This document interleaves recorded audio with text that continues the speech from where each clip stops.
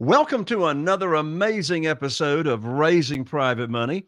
I'm Jay Conner, your host, also known as the Private Money Authority. It's on this podcast that we talk about how to raise private money for your real estate deals without ever having to ask for money.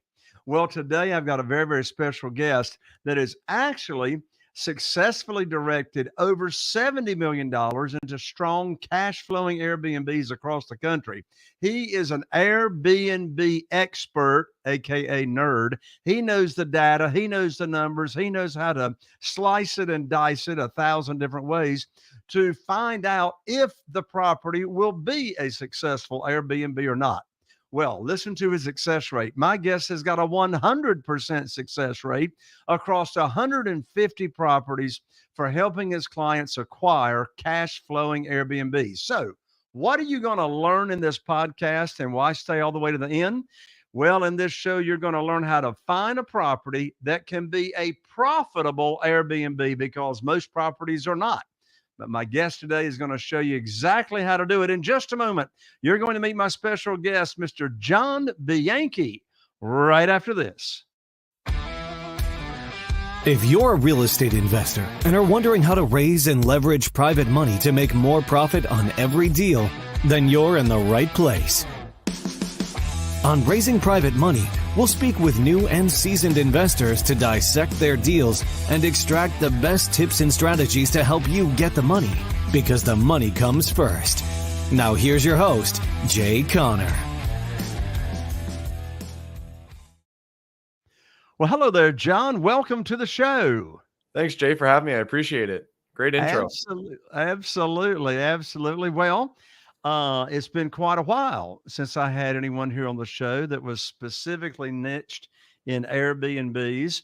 Perhaps I should have had you on the show before now, because right now I'm almost at the very end of converting my grandparents' old farmhouse built in 1928 into an Airbnb. So time will tell as to whether I should have done that or not. But anyway, I'm so excited to have you here on the show. What do you think about the idea of people using private money to purchase Airbnbs? I actually have a lot of clients that have done exactly that. So they, depending on how they got the private money, maybe it's their rich uncle or their brother or their sister or somebody that they know from work. I actually have quite a few clients who are raising money because they understand how to manage an Airbnb, but they just don't have the money for it. And so then they raise the money. They then hire me to find the properties, and then they get a good property, they get it set up well, and they manage it well. So I'm a huge fan of it if they understand the data before they do it and don't lose their client's money or their friend's money or their parents' money, right? So that's my opinion on that. How important is it if someone uses private money, based on what you've observed, uses private money in the short term to acquire the property, close quickly, use private money to renovate the property? But then is it a good idea? Of course, I don't know in today's market with interest rates and institutional rates, but then refinancing, is that a good idea these days in today's market, or does it just depend on how good the numbers are overall? Honestly, I haven't seen many good deals that worked out that way as of today. And I'm not saying that they don't exist. What I'm trying to say is that what I focus on are properties that are not needing a ton of repair. And so then therefore they're not going to have a very high after repair value. And so there's a bit of a difference with the type of properties that I hyper focus in on. It definitely can happen. It just, you really have to know your numbers to make sure you get it right. Sure. Now, are you servicing, of course, you're up in Canada. Yeah. Are you servicing clients primarily in Canada or across the US, or where? All across the US. It doesn't work in Canada, and almost nobody in Canada is investing over in the United States. I'm sure there is a handful of people that definitely are doing it, but I service almost 100% Americans. Gotcha. And your client, so describe your ideal client. What does your ideal client look like? It's somebody who is a high W-2 earner who is, does not have a lot of time, but wants to take advantage of the STR tax loophole to be able to save on their active income taxes. And so they need help identifying a property that they can purchase, which they're going to feel confident is actually going to cash flow for them. Because as you mentioned at the very beginning of the show, not every single property can cash flow. I have a saying, which is, every property can be pretty, right? You can design it beautifully, but not every single property can cash flow. So almost all of our clients that are hiring us are usually high W-2 earners, or once again, somebody raising money from a rich uncle and trying to scale their own portfolio. Now, you just said a phrase that I want to make sure our audience understands what you just said. And what you just said was the STR tax benefits. Mm-hmm. What does STR stand for? You and I know, but let's make sure the audience knows what STR stands about. I appreciate you catching that. Short-term rental. So another word, like it is Airbnb and STR are the same thing. It is a short-term rental. So, Airbnb, of course, is a marketing trademark. Are you open? Do you also recommend using other marketing platforms such as VRBO and some of the others?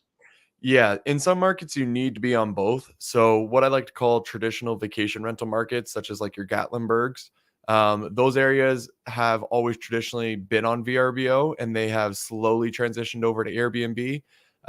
Now, if you're in the middle of the city, no one's ever been on VRBO in the middle of the city. And so it's not really the site that people use to find an Airbnb in the middle of the city. And so that's where Airbnb is going to dominate.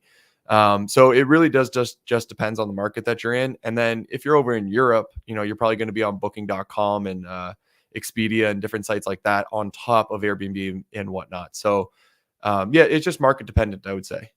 Sure. Do people use Zillow for short-term rentals or not really? No, they do not. No. Like to sell them or buy them, are you referring to? No. To market your property to Gotcha. short-term renters. Mm-hmm. Typically, no. Yeah. Yeah, I don't Very think I've ever good. seen You're right. So the main platforms are which ones for the US? Airbnb. Airbnb and VRBO are the main ones for the US. I would say that if you just get on Airbnb, you're pretty well going to be good in 99% of the places across America. Perfect. Now, you mentioned STR, short-term rental tax benefits. Mm-hmm. You mentioned the high W-2 earner that really wants to take advantage of that. What are the tax benefits that a short-term rental property has that, say, long-term rentals don't? So I am not an expert at this whatsoever, right? So I'm going to state that right off the bat. But I will do my best to try to explain it. When you own a short-term rental, a Airbnb, you are able to take advantage of what's referred to as the STR tax loophole. I strongly recommend, either looking up articles or YouTube videos that specifically talk about that. If you meet certain requirements, you are able to write off your active income. And from my understanding, it's one of the few ways that you can write off your active income, right? And so people who are doctors or engineers or just some sort of high W-2 earner that has to pay, 50,000 plus in taxes every single year, they can actually purchase a short-term rental. And then if they meet certain requirements, they can then qualify for the short-term rental tax loophole and be able to write off those taxes. And so, yeah, that's it. So the bottom line is ask your CPA, Yes. what is the STR, short-term rental loophole, to where you can write off your own taxes is what it sounds like you were saying. Yeah, exactly. And I would actually not reach out to your own CPA. You might want to, because maybe you got the relationship there, but this is one of these scenarios where not every accountant understands it extremely well. There's one firm called Hall CPA, which is like the go-to for this. They understand it inside and out, and they really make sure that you qualify for it and are not doing anything illegal. Interesting. Well, I Mm-hmm. must say, I never heard of it. So if I haven't heard of it, that means my CPA probably hasn't heard of it. Because I've had some short-term rentals, not a lot of them. I've had 3 short-term rentals in the past. So I'm very interested in digging into that myself. So on a 30,000 foot view, just to make sure I can understand it, make it a 50,000 foot view. Okay. So so you're a data guy, Yeah. right? You Yeah. love numbers. You love analyzing data. So on that 50,000 foot view, what are some of the key criterias that you analyze when you're analyzing a property and it comes back and says, yes, this property should cash flow, or nope, this property is not going to cash flow? And you probably got some long, very sophisticated formula that you put all that data in, and then it spits out a green go light or a red stop light or a yellow light that says caution. You need to sort of check this thing out some more. But what are the key areas that you analyze? Great question. I love the way you phrase that. One thing I'm going to state right off the bat is that I'm actually not a trained data analyst. So I didn't go to school for it. I don't have a formal background in it, nothing. I just had to figure out how to make sense of the data that was out there, because I actually had raised money to start up a rental arbitrage Airbnb business about 6 or 7 years ago now. And so during that time period of, feeling the pressure, I came up with a little bit of a process, and that process has worked really well. I'm going to explain two things. One is going to be what I refer to as the 20% rule, which is pretty straightforward. And then two is just the simple way to actually understand if a property meets the 20% rule. So when I'm going to look for a property, I want to feel confident that it can meet what I refer to as the 20% rule, the price to rent ratio. So if I'm buying a home for $500,000, I want the revenue to be at least $100,000. If I can make that happen, or if I can feel confident that that $500,000 can actually generate $100,000 in annual revenue, then that property is going to cash flow at an amount that I'm going to be satisfied with in most markets. And so that's my main metric, right? Now, the hard part is knowing how much that $500,000 property is actually going to generate before you buy it, right? So the way that you figure that out, and I've been trying to explain this in the simplest possible format for years now, and this is what I've come up with, okay? You ever see that game that you played as a kid where you had two identical photos? And the idea was to spot the difference between the two photos. And, maybe Mhm. it was a giraffe, and the giraffe's tail went one way and then the other way, right? That was the whole difference. It was one of my favorite games as a little kid, right? And what I realized recently is that what I'm doing as a data analyst is I am looking at all of the, let's say, 4 bedrooms within one specific market, within one specific area. And there's going to be a revenue difference between all of these. Some are making, 150,000, and some are making 100,000, and some are making 80,000. And all I'm doing is trying to spot the difference between the property making 150,000 and the property making 80,000.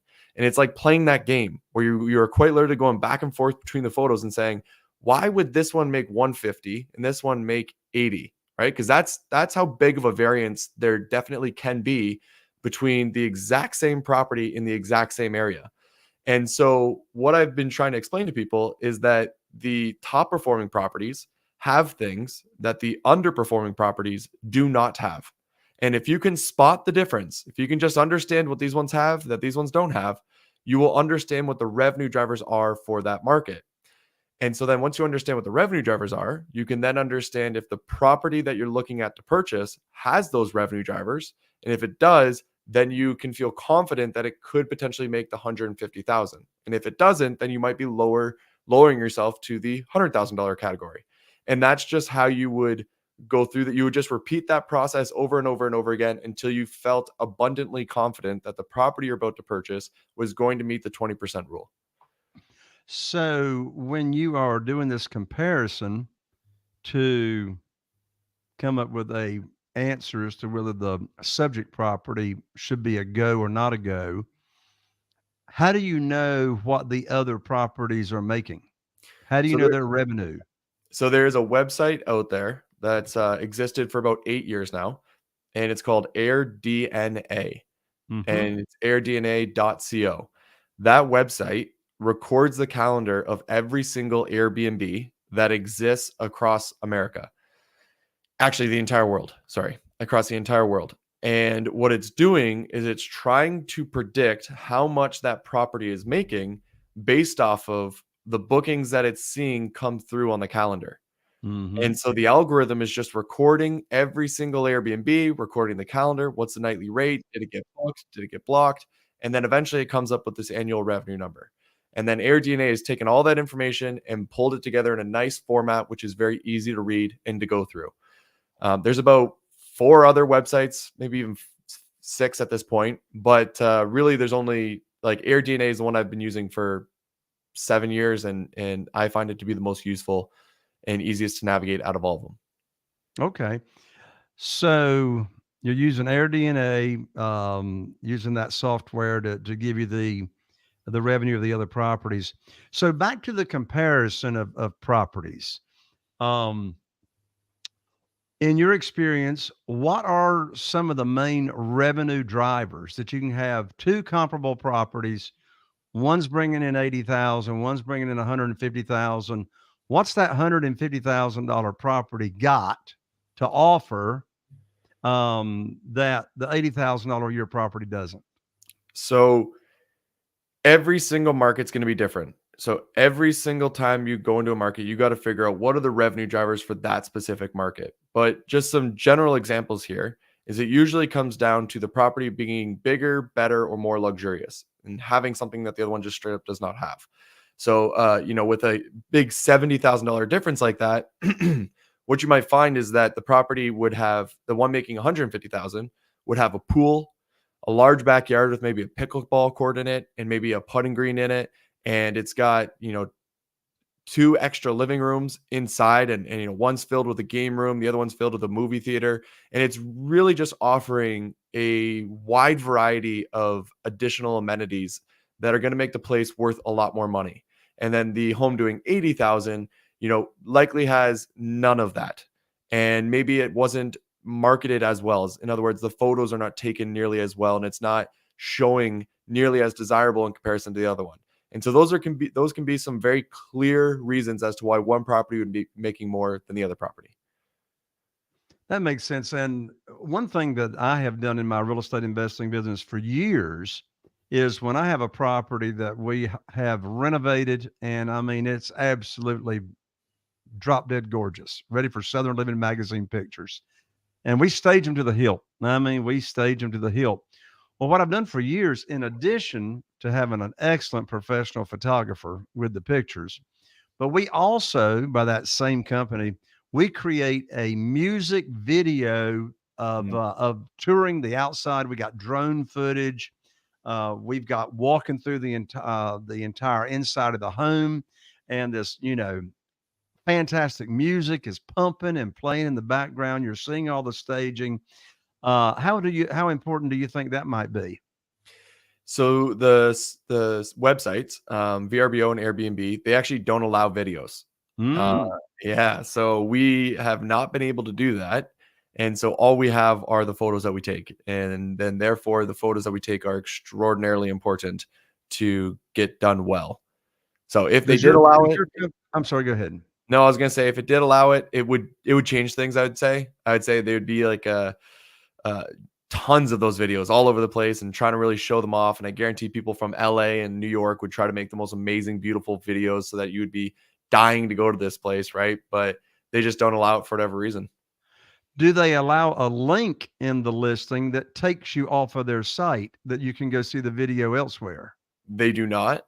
However, what some people have done is they'll put up a photo and in the photo they'll have a link in there. So it's not one you can click, but if you go and type it in, then you can actually see the video. However, it hasn't made a huge difference for the amount of revenue that you end up making, or if you win a booking over somebody else. So it's just not it's not worth the squeeze, Sure. Yeah. So when it comes to taking professional pictures of the property, does your company oversee that for your client? Yeah, I'm pretty crazy about that, to be honest. That's the area where you have to get it right. And if the photographer does a job that's like 80% good, we'll send them back out there to do it all over again. And we'll pay the person again to do it in case they just missed the photos. But really what you're trying to do is create these photos that when somebody is looking at it, they feel emotionally attached to it. And it shows off your fire pit in this way that they can see themselves sitting there, right? You're not just taking a photo from a distance. And when you take a photo of the hot tub, they can feel themselves in there with a drink and with their friends and hanging out. And maybe you get models in the photos to actually show off what it's like. The way I always like to explain it is that you want it to feel like it's straight out of a magazine. Because when people look at those photos in magazines, they are in love with it. It's just like pulling them in for whatever reason, right? So if you can recreate that, you're going to create some magic, and people are really going to want your property. What are some of the common repeating again and again mistakes that investors make when they're investing in an Airbnb and they just don't know what they're doing? The main mistake that I see, and I think it's the biggest mistake, so there's a ton of little mistakes, but the biggest one is they buy the wrong property. And it's actually the main thing that I've been trying to build my business around. Like if you go and look at my website, right at the very beginning, it says trying to ensure that nobody buys an unprofitable Airbnb again. The amount of people that I've spoken with who have bought a property that will never cash flow breaks my heart. It is so upsetting because if they had just done a little bit of extra work, if they had just followed the process that I give away for free, they would have been able to figure it out. But they buy a property overpriced in a market that does not have enough demand to offset their expenses, and they end up losing money. And the worst part about it is that everybody who buys one of those, they don't realize that they're losing money until the full year has gone by. Because they may think like, oh, we'll make it up in the slow, or we'll make it up in high season, right? And then they end up not, or they give another excuse and they go, well, year one wasn't that great. We were just getting ramped up, and maybe we need to add some more amenities. And so then they go throw more money at the property, and they run it for a whole other year. They make absolutely no money for the next year, and then they end up selling the property after 2 years, making no money, and in fact losing money and working for free for 2 years. And so that is hands down the biggest mistake that you see in the Airbnb industry, and quite frankly, why there's so many people that have negative things to say about the Airbnb industry once they've tried it once or twice. You mentioned your website. Let's go ahead and give out your website to our audience. And your website is www.str,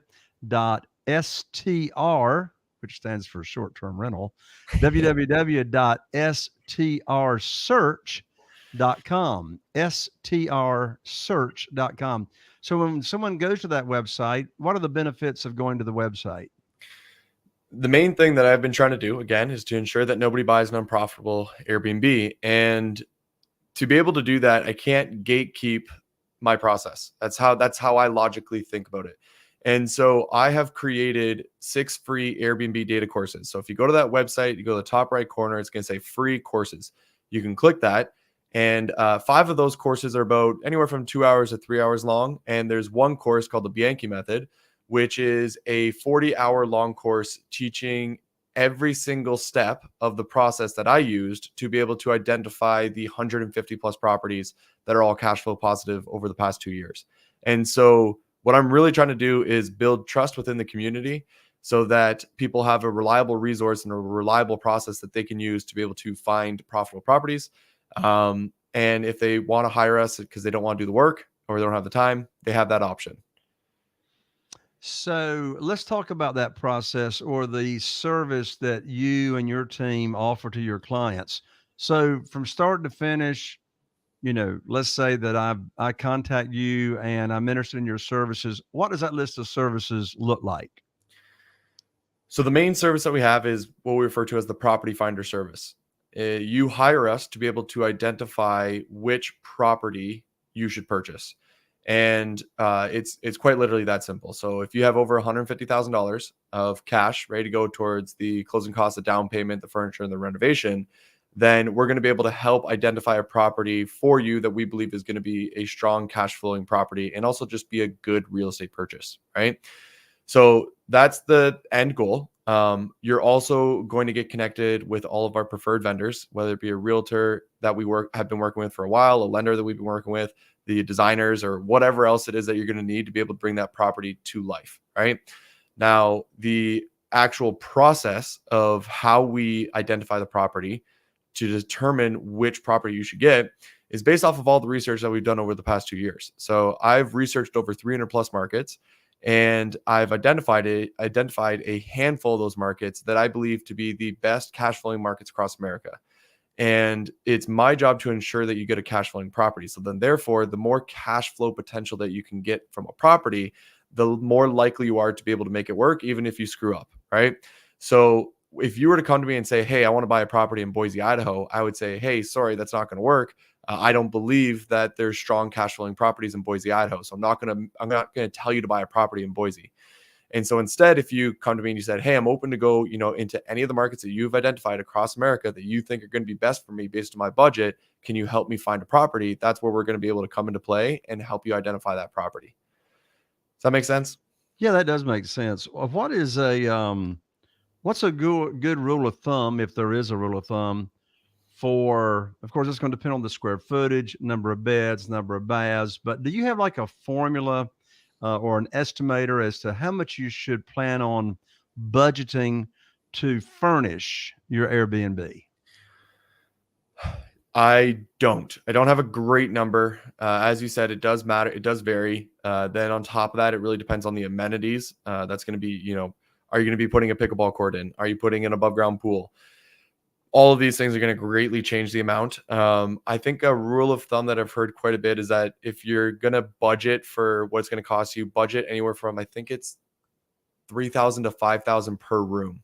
So if you have a 5-bedroom home, it's going to cost you 15,000. No, I'm getting that number wrong. Yep. So 25,000. Yes. Well, exactly. if it's 3,000 and it's a 5-bedroom, it's going to be 15,000. Correct. Yes. Should be better. It depends on if you're using the $3,000 number or the $5,000 number. Yes, exactly. Right. And then, so that would be just the furniture on the inside. And this is what I think, this is where I'm different from most people, is that I'm really trying to ensure that my people are getting properties that are going to be in the top 10 percentile of that market. And the main reason is because I want to ensure that they can make it through the next recession that is coming. So I used to be a financial advisor before. And as a financial advisor, you study all of the different times that the market has dropped, right? When the market drops, it takes anywhere from a year to 2 years to pick back up. And when it does pick back up, it's amazing, right? Everything goes well. It's the best time for the economy. However, if you can't make it through that 2-year period, right? Let's call it 1 year, even 2 years. You're going to be forced to sell that property. And it's going to be the worst case scenario. And I strongly believe that when we hit our next recession, there are going to be people losing their shirts on their Airbnbs because they're not going to be able to cover the bills and not going to get people in there to rent them out long term. And so then therefore, when you're buying an Airbnb, you should really be buying it trying to protect the worst possible scenario. And that worst possible scenario is when we hit the recession. And my theory on how to avoid that is that you pick a market that still has strong demand, right? That's going to have travel even if the economy goes down, and you become one of the best properties within that market. And by being one of the best properties, when somebody does go to book, even if there was, 1,000 people traveling there before, and now there's only 100 people traveling there, your property is one of those 100 properties that will still end up getting booked by the people still traveling. And if you can always focus on that, it's going to allow you to hopefully make it through the next recession. And so the reason I say this is because you're asking about the budget of, how much does it cost to be able to furnish? And in reality, the reason why we tell people, if you don't have less than $150,000, we don't work with you. It's because I strongly believe that you need more than $150,000 to put towards the amenities and proper design to actually be within that top 10 percentile so that you can make it through the recession, so that you can make it to the boom of when everything goes really well and you're not losing your shirt during that time period. And if you look at the, there's an indicator by, what's his name? The really, really amazing investor is, who's the best investor out there? What's his, he's like 90 at this point. I always slip on his name. Warren Buffett. Warren Buffett. So Warren Buffett has created a metric where it's an indicator between how much the stock market has raised and how much the economy has raised. And if you actually look at that indicator right now, it is twice as high above how much the market has raised in comparison to 2008. So before the 2008 crash, the stock market was double what the economy had raised. Now it is quite literally double that. And so I can't imagine that we're not going to run into a recession in a very short period of time. And I'm very nervous for my clients because my entire reputation is ensuring that these people have positive cash flowing properties, and I want to keep my 100% success rate. So anyways, that was a long rant, but it all ties into this idea of budget and how to succeed, right? Absolutely. Would you go for your Airbnbs? Would you go more upscale or smaller, I or does it depend on the prefer market? I actually prefer to, it does definitely depends on the market because there's some markets where you do have to go upscale. But I actually think the way to win is to not buy the luxury property, but instead create a property in a luxury market that is more valuable in comparison to a luxury market. So as an example here, Scottsdale is a market that has a ridiculous amount of luxury properties, right? And there's a bunch of them that are on Airbnb. And if you go and actually look at these properties, they're fairly boring. They may have a tennis court in the backyard and a beautiful pool and a really nice kitchen. That is nice. However, it's not as much fun and it's not as exciting, and it's also not hyper focused on a specific demographic.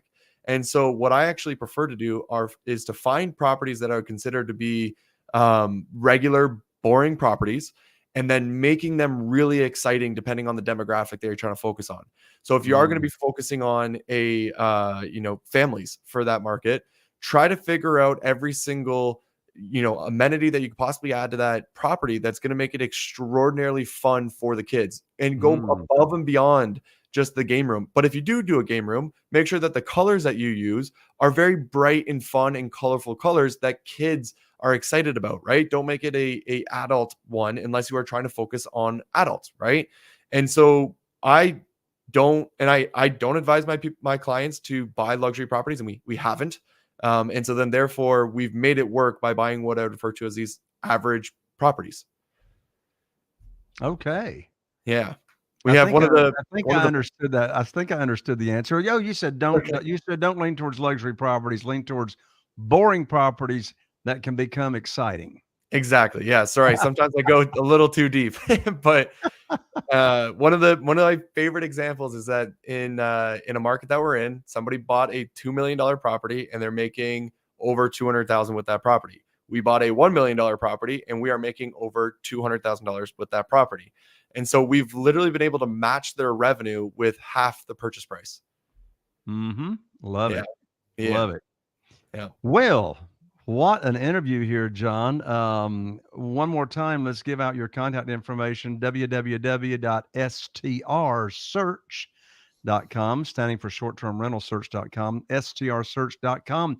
Final and parting words there, John, for the audience. All I want to say, guys, is again, I'm trying to ensure nobody buys an unprofitable property. I've got 6 free courses, one of them being 40 hours long. I promise you, if you follow the process, you'll figure out the secrets. It takes a lot of work, but it ensures that you don't buy an unprofitable property. And my track record proves that because we haven't missed yet, right? So strongly recommend that you go through that course if you're considering to purchase a short-term rental. And if you don't want to do all the work, we have the option that we can do it for you. Simple as that. Thank you again, Jay, for having me. I appreciate it big time. This was great. I loved your questions. You got me all passionate. I got a lot of energy going now. I love it. John, thank you for joining me. Thank you. And there you have it, my friend. Another amazing episode of Raising Private Money. I'm Jay Conner, the Private Money Authority, and I look forward to seeing you right here on the next episode of Raising Private Money. Are you feeling inspired by the knowledge you gained in this episode? Then head over to jconner.com/moneyguide. That's jconner.com/moneyguide and download your free guide that shares 7 reasons why private money will skyrocket your real estate investing business right now. Again, that's jconner.com/moneyguide to get your free guide. We'll see you next time on Raising Private Money with Jay Conner.